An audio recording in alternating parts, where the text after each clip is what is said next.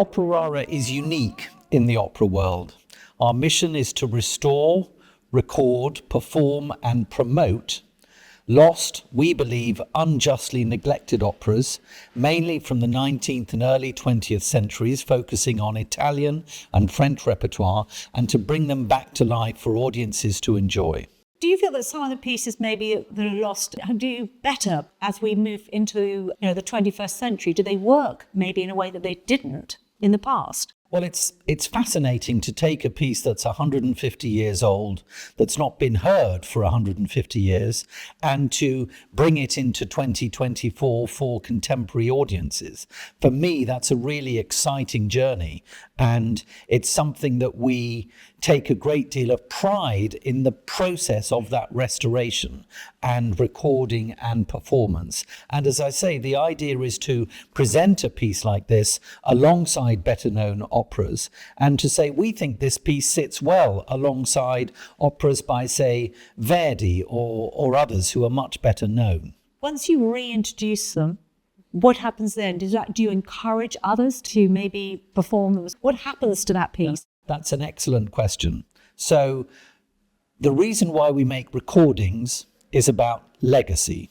Having invested so much care, effort and resource in this live operatic archaeology, we want to create something permanent.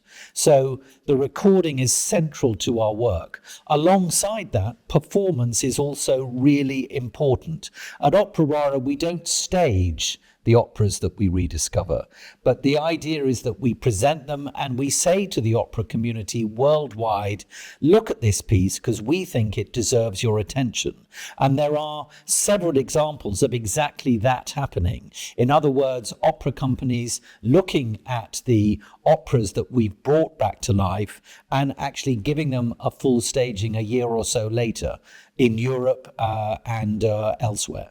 So what does winning the award mean to you? Winning the award, the Gramophone Award of Label of the Year, is massively prestigious for Opera Rara, and we're incredibly honoured in this vote of confidence in our work.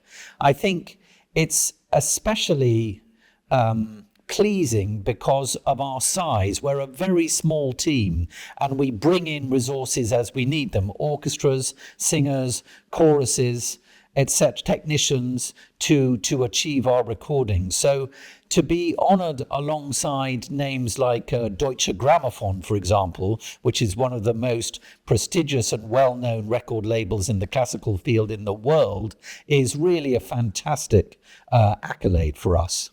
Doing anything like this, and I hate to sort of mention it, but I think we have to, it does take money, it takes finances.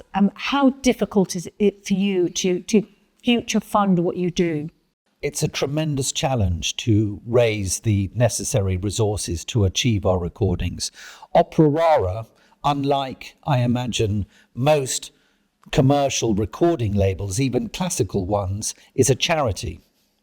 So we rely hugely on the generosity and loyalty of our many supporters who make our work happen. I think that's another reason why this award tonight is so pleasing, because it's a very public way of saying a really important and essential thank you to our very many donors on a really quite a modest level, right up to what we call our guardians, who really are the people who make significant contributions to make our recordings happen. In many ways, this award is a thank you to them, because without their support, without their help, which is very generous and loyal, in some cases over very many years, we simply wouldn't be able to do what we do.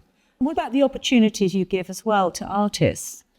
One of the important things about Opera Rara since its inception, and we're more than 50 years old, Opera Rara was founded in 1970, has always been a commitment to working with young artists at the start of their careers. So, for example, Renée Fleming, the very well-known soprano, made her very first recording with us, which was Donizetti's Rosamonda d'Inghilterra. And there are many, many examples. The American tenor Bruce Ford, Nelly Mirachoiu, Della Jones. I could go on and on. And again, one of the most exciting things about tonight is to be joined by the young Peruvian tenor Iván Ayón-Rivas, who absolutely continues that tradition at Opera Rara of making his very first major studio recording with us at the start of his career, which was Il Proscritto back in 2023, I think. And he really is a tremendous vocal talent, as the guests tonight are about to hear, because he's going to sing a short aria from Proscritto. So it's really important for us to be continuing that tradition of working with the very best worldwide young operatic talent, and crucially giving them a recording platform at the start of their careers, and developing long-term relationships with them. We want to work with Iván, for example, many years into the future, just as we have done with previous artists. And just finally, what about the future? What's next on the agenda for Opera Rara? Well, we have an ambitious plan to take us up to 2030, when Opera Rara will be 60 years old. And we have many new operatic discoveries waiting in the wings. This is a long process. It's important to understand that the recording element is crucial, but it's just one part of the jigsaw.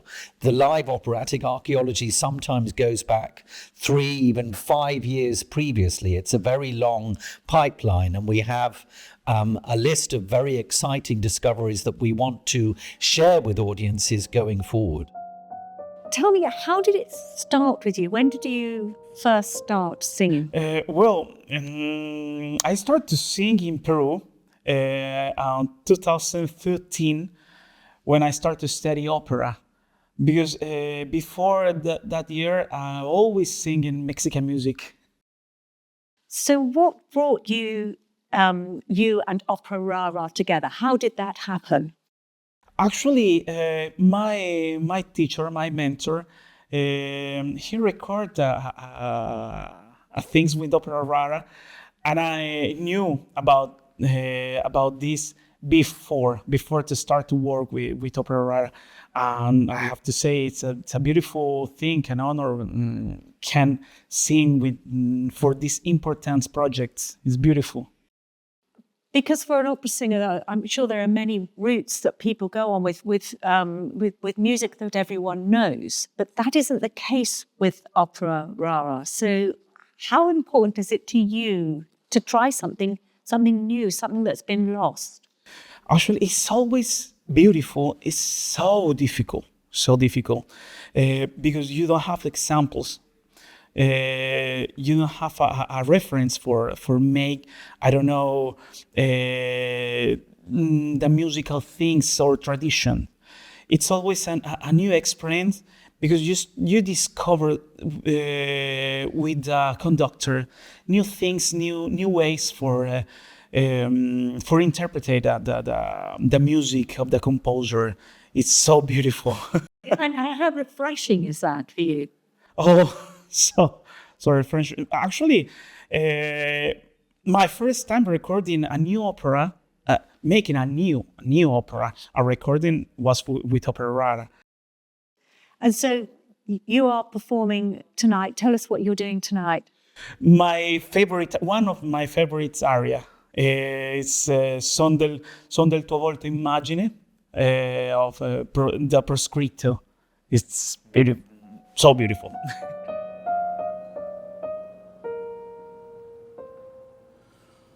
Son del tuo volto immagine, gli astri del ciel che miro.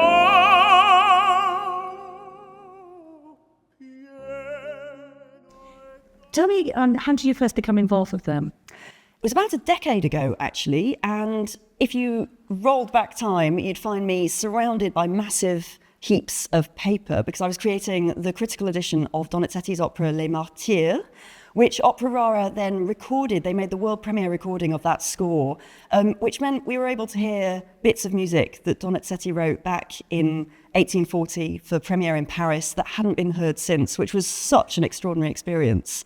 And that recording went on to win the 2016 International Opera Award for Complete Opera, which was amazing as the icing on the cake. So Opera Rara brings in sort of music that maybe people haven't heard of for years, or didn't even know existed.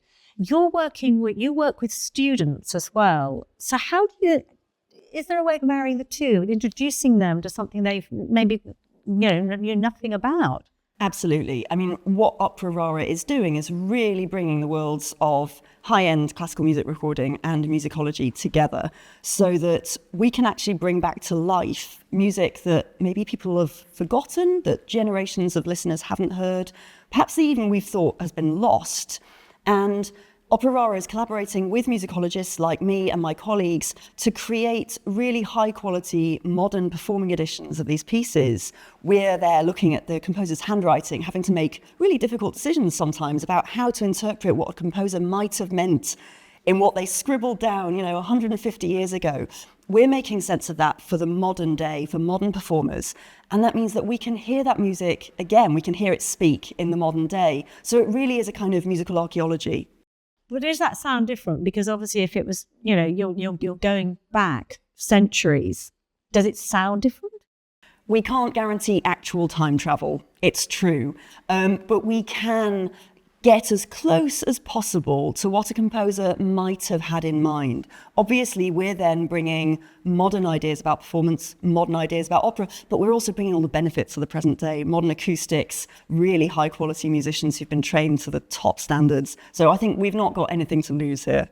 And how important is that once that then goes out to the audience, for people to hear it? How important is that input from people like you? I think it's really important, not specifically my input, but to be able to collaborate with scholars means that we're actually able to bring something really new to opera audiences today, that this isn't just another La Traviata, though I love La Traviata, or another performance of these works that we know and love and that we see so often.